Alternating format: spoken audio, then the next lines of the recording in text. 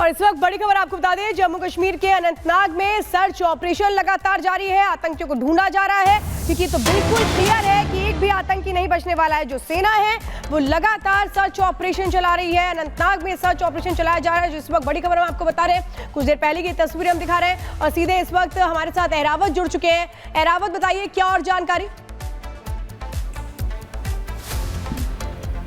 जी हाँ, लगातार हम देख रहे हैं किस तरह से सुरक्षा बलों का ऑपरेशन ऑल आउट जो लगातार कश्मीर घाटी में जारी है। लेकिन इस वक्त जो आप बता रही है किस तरह से साउथ कश्मीर में जो एक ऑपरेशन को शुरू कर दिया गया है, अनंतनाग का ये एरिया है, वहाँ पर 2 से 3 आतंकियों का जो इनपुट मिला था सुरक्षा एजेंसीज का, उसके बाद वहाँ पर जो सर्च ऑपरेशन को चला दिया गया है। इसके साथ साथ जम्मू कश्मीर पुलिस के जितने भी टॉप रैंक के ऑफिशियल्स हैं वो भी ऑपरेशन साइट पर पहुँच चुके हैं। ये जो जहाँ पर अभी सर्च ऑपरेशन चल रहा है अनंतनाग में, इससे साफ तौर से यही जाहिर हो रहा है कि किस तरह से वहाँ पर सर्च बढ़ा दी गई है, क्योंकि जहां पर अभी सर्च ऑपरेशन चल रहा है वो जंगल का एरिया है, फॉरेस्ट एरिया है, और वो बिल्कुल पहलगाम फॉरेस्ट के साथ बिल्कुल मिलता है, जहां पर इस वक्त के सर्च ऑपरेशन चलाया जा रहा है। फिलहाल डोर टू डोर सर्च जारी है पूरे इस इलाके की। हालांकि कहा जा रहा है कि घने जंगलों का ये इलाका है जहाँ पर सर्च ऑपरेशन जारी है लगातार पिछले कई घंटों से।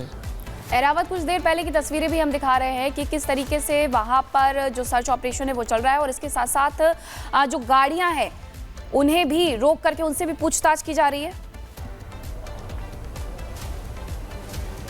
जी हाँ, बिल्कुल। जितने भी जाने और आने वाले रास्ते हैं वहाँ पर जिस तरह से विजुअल्स में देख रहे हैं किस तरह से वहाँ पर पूरे लोकेशंस पर जो है अलग तरह की पुलिस की जो है स्पेशल चेक पोस्ट्स को लगाए गए हैं। जितने भी और आने वाले जाने रास्ते हैं उनको बंद कर दिया गया है। सुरक्षा बलों को इनपुट मिला था 2 से 3 आतंकी वहाँ पर अनंतनाग के इन जंगलों में छुपे हो सकते हैं, जिन्होंने पहलगाम में अटैक किया। उसके बाद पॉसिबल ऐसी आतंक जताई जा सकती। जी एहरावत, आप बने रहिए हमारे साथ। एक और बड़ी खबर इस वक्त आ रही है। पाकिस्तान के सूचना मंत्री का एक्स अकाउंट भारत में बंद कर दिया गया है।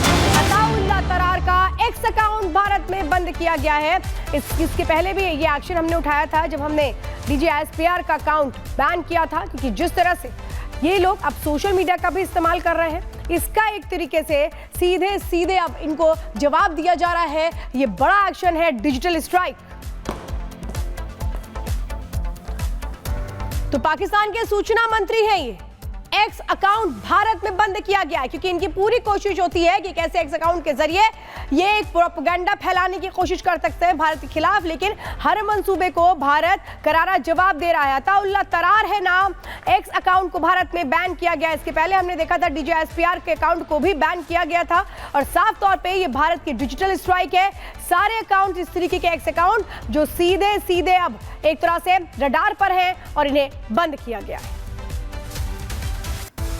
और पहलगाम में हुए हमले का बदला लेने का वक्त अब करीब आ गया है, और किसी भी वक्त पाकिस्तान दहल सकता है, जिसकी तैयारी भारत में पूरी हो चुकी है और अब सही समय का इंतजार है।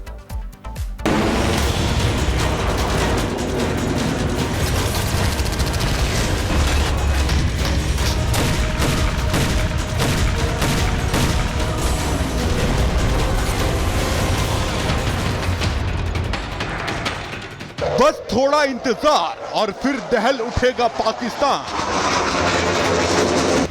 हो चुकी है तैयारी, पाकिस्तान पर अब है हमले की बारी।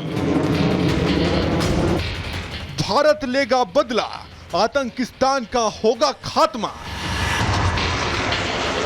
सेना को खुली छूट मिल चुकी है, तैयारी पूरी हो चुकी है। अब इंतजार है सही समय का, जब पाकिस्तान को पहलगाम हमले का जवाब मिलेगा।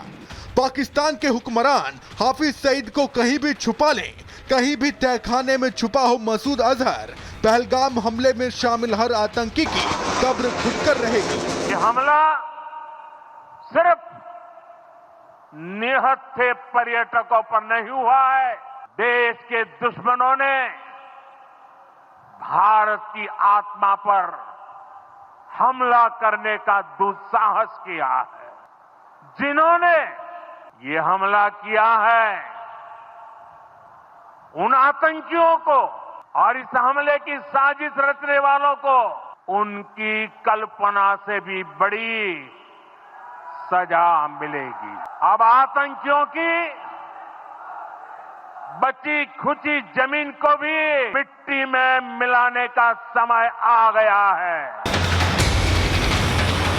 ये सिर्फ चेतावनी नहीं है, बल्कि वो तबाही है जो धीरे धीरे पाकिस्तान की ओर बढ़ रही है, जिससे आतंक को पालने वाला पाकिस्तान थर्रा उठेगा।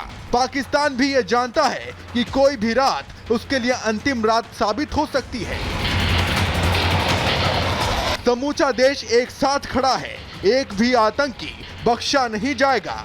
पहलगाम हमले के एक एक गुनहगार का चुन चुन कर सफाया किया जाएगा। भी आतंक फैलाने वालों को कहना चाहता हूं कि लड़ाई का अंत नहीं है, एक मकाम है।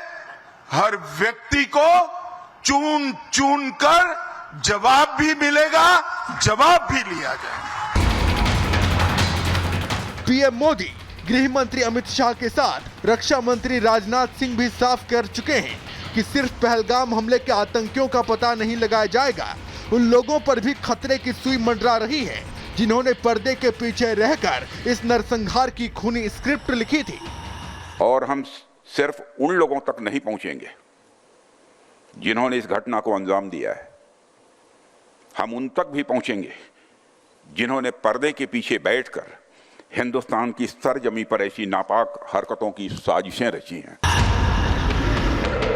पाकिस्तान और आतंक के आकाओं के लिए आने वाला हर दिन उनके लिए मुसीबत बनकर आएगा। न जाने कौन सा दिन इन दहशतगर्दों के लिए आखिरी दिन साबित हो, ये कोई नहीं जानता, लेकिन इस बार आतंक का अंत तय है।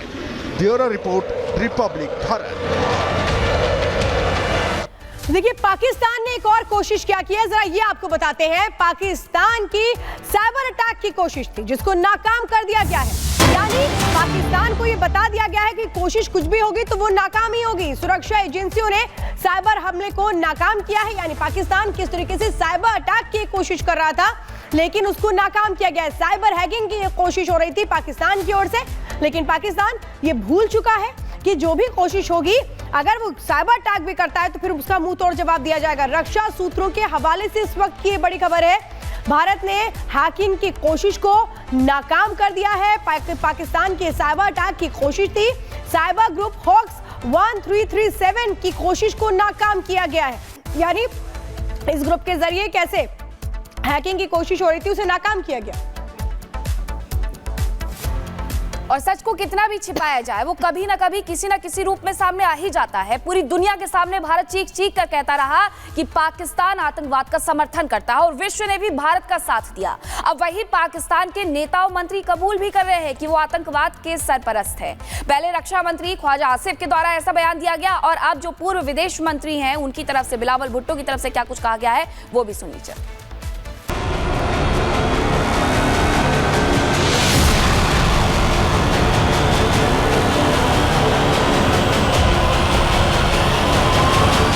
आतंकवाद ये वो शब्द है जो सिर्फ हिंदुस्तान को ही लहूलुहान नहीं कर रहा है, बल्कि इसकी धुरी में आने वाला हर देश जख्मी हो रहा है। आतंकवाद नाम की फसल जिस भी देश में अपने पैर जमाना शुरू करती है, वहाँ की नस्ल को बर्बाद कर देती है। और कुछ ऐसा ही पाकिस्तान के साथ हुआ है। आतंकवाद को पालने का इल्जाम लगने पर जो पाकिस्तान बिलबिलाता था, अब उसी के मंत्री और नेताओं का आतंकवाद नाम पर कबूलनामा सामने आ रहा है। कहते हैं ना कि सच को कितने भी परतों में छिपा ले, कितने भी नकाब उड़ा दो, कितने तहखानों में बंद कर दो, एक ना एक दिन 100 परतों को चीरते हुए वो सामने आ ही जाता है। कुछ ऐसा ही पाकिस्तान के साथ हो रहा है। पाकिस्तानी रक्षा मंत्री ख्वाजा आसिफ के बयान पर अब वहां के पूर्व विदेश मंत्री बिलावल भुट्टो ने मुहर लगा दी है। ख्वाजा आसिफ के बाद बिलावल भुट्टो का ताजा और सबसे नया आतंकवाद पर कबूलनामा सामने आया है। एक इंटरव्यू में बिलावल भुट्टो ने ऑन रिकॉर्ड बोला है कि पाकिस्तान का अतीत ही आतंक का रहा है।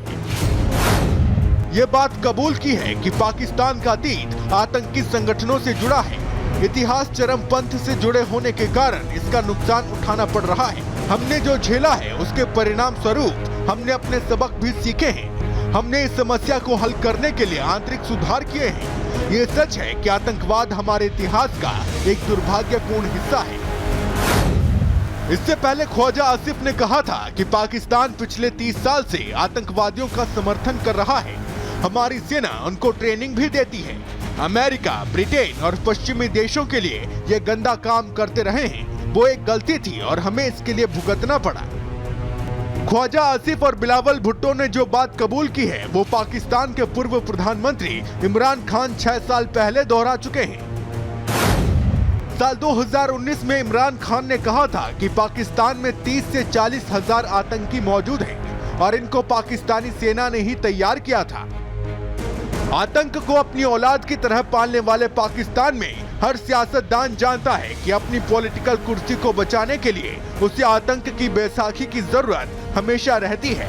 आज पाकिस्तान अपाहिज भी आतंकी बमों से हुआ है तो नासूर दिखा कर सिंपैथी लेने की कोशिश में बैठा है। चेहरा इमरान का हो, ख्वाजा आसिफ का हो या फिर बिलावल का, सबकी जुबान पर कभी न कभी तो सच बोलती ही है। और पाकिस्तान का सच तो यही है कि आतंक के बारूद पर बैठा पाकिस्तान अब अलाव भी जला रहा है। Bureau report, Republic Bharat.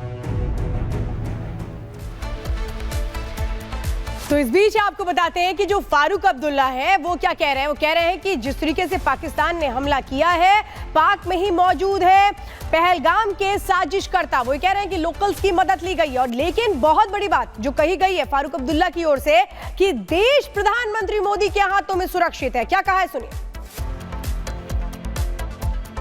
ये चीजें हो सकती हैं जब तक कोई इनका साथ नहीं देगा। वहाँ से आए, किस तरह आए। मैंने पहले भी कहा था ना, जब मौलाना अजहर को छोड़ा था, मैंने कहा था मत छोड़िए, क्योंकि ये जानता है इसने अपने रास्ते बना रखे हैं और क्या पता है उनका हाथ भी इसमें होगा। मगर किसी ने माना नहीं मेरी बात, नहीं ले गए उसको पार। या लटरम जिसने बच्चों को मारा है यहाँ पे, और मेरे एमएलए को घर जाके मारा, मेरे चचेरे भाई को घर से गोली मार दी उसको। आज पीएम जो हैं उन्हें हर एक का ख्याल रखना है, देश के हर नागरिक की हिफाजत रखनी है और कर रहे हैं। पाक की तरफ से लगातार कायराना हरकत की जा रही है, फायरिंग भी एलओसी के पार से की जा रही है, लेकिन इस सब के बीच भारत की तरफ से तैयारियां पूरी कर ली गई है। सीमा से सटे हुए जो गांव हैं वहां पर बंकरों को पूरी तरीके से फिर से एक्टिव कर दिया गया है। रिपोर्ट आपको ग्राउंड जीरो से उरी से दिखाते हैं।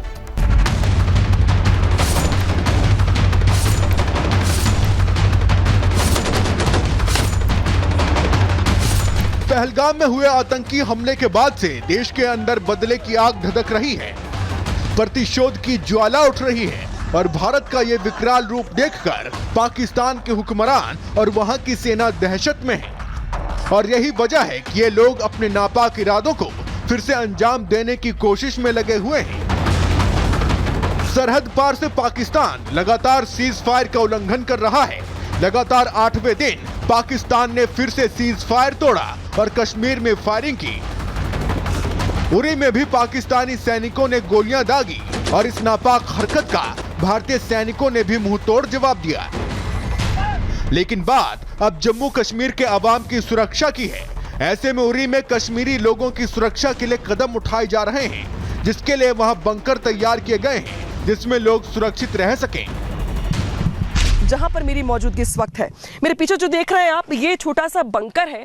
दूर से देख के लगेगा आपको कि सिर्फ ऊपर पत्थर ही पत्थर है और ऊपर एक छोटा सा घर बना हुआ है जहां पर परिवार रहता है। कुछ ऐसे ही परिवार आसपास भी रहते हैं, लेकिन घर के नीचे ये बना हुआ बंकर है जिसके अंदर हम जाने की कोशिश करेंगे और समझेंगे कि आखिर इसके अंदर बचने को लेकर के क्या कुछ बनाया गया है और क्या सोच के बनाया गया है। तो सीढ़ियों से नीचे उतरते हुए मैं आ रही हूं अंदर, और ये देखिए मेरे कैमरा पर्सन अजय भी अंदर की ओर आ रहे हैं। इनके पास लाइट है क्योंकि बंकर में फिलहाल लाइट नहीं है। और ये देखिए अंदर स्पेस है, प्रॉपर स्पेस है। 50 से 60 लोग बड़े आराम से यहाँ पर आकर के छिप सकते हैं, रह सकते हैं। एक बल्ब लगाया गया है और यहाँ पे देखिए कुछ ऐसे मजबूत बंकर है जहाँ पे ऊपर सिर्फ और सिर्फ पत्थर की पूरी शैडो है। इसके ऊपर भी एक घर बना हुआ है, इसके बगल में भी घर है और इसके अंदर भी देख रहे हैं आप कि प्रॉपर ये जो देख रहे हैं आप ये बंकर है। और युद्ध के जब भी हालात बनते हैं तो ये बंकर बहुत काम आते हैं एक शेल्टर के तौर पर। ये सभी पुराने बंकर हैं जिसका इस्तेमाल कम ही हुआ करता था क्योंकि इतनी गंभीर स्थिति पहले कभी नहीं बनी। और जब पाकिस्तान की तरफ से लगातार सीज फायर तोड़ा जा रहा है, ऐसे में इन बंकरों में सुरक्षा व्यवस्था को दुरुस्त किया जा रहा है और वो तमाम सुविधाएं मुहैया कराई जा रही हैं जिससे ये लोग फायरिंग के वक्त खुद को बंकर में सुरक्षित रख सकें।